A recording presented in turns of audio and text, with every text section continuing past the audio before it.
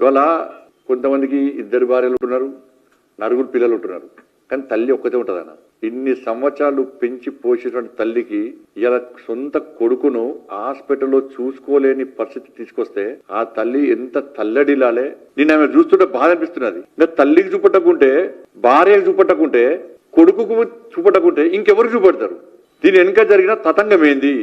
తల్లి డైరెక్ట్ కేసీఆర్ కొడుకు పేరు చెప్పింది. నా కొడుకు మరణము ఒక మిస్టరీ అన్నది. ఏంది అది? ఆ రోజే చనిపోయిందా, అంతకంటే ముందే చనిపోయిందా, కొంతమంది కోసము లేటుగా అనౌన్స్ చేసి డిక్లేర్ చేసిరా? దీని మీద విచారణ జరపాల్సిన అవసరం పక్కా ఉంది. హాస్పిటల్ డాక్టర్ల స్టేట్మెంట్ రికార్డ్ చేయాలి, హాస్పిటల్ యాజమాన్యం స్టేట్మెంట్ రికార్డ్ చేయాలి.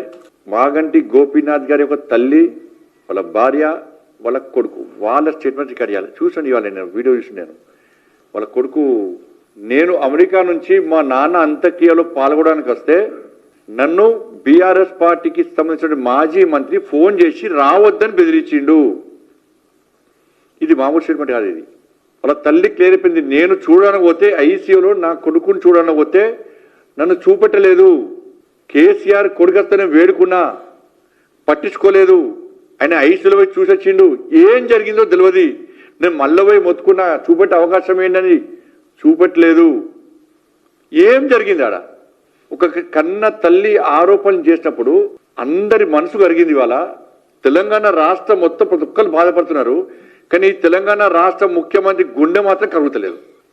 మాగంటి గోపీనాథ్ గారి యొక్క ఈ దిలలో పూర్తిగా ఎక్కడ వివాదమైంది, ఎక్కడ గొడవలు అవుతున్నాయంటే మాగంటి గోపీనాథ్ గారి యొక్క ఆస్తి పాస్తుల విషయంలో కేటీఆర్కు మధ్య, రేవంత్ రెడ్డి మధ్య గొడవలు స్టార్ట్ అయినాయి.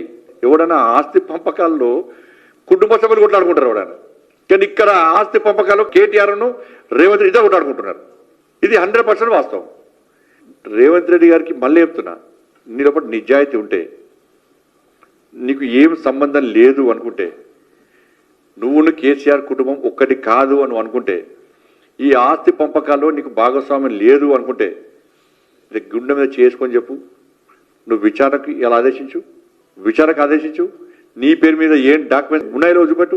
ఎవరి పేరు మీద చూపెట్టు? వాళ్ళ భార్య పేరు మీదకి అయినాయా, వాళ్ళ తల్లి పేరు మీదకి అయినాయా, లీగల్గా అయినాయా, ఇల్లీగల్గా అయినాయా, ఇంకెవరి పేరు మీద అయినాయా? ఏం జరిగింది? నువ్వు ఎందుకు స్పందిస్తలేవు?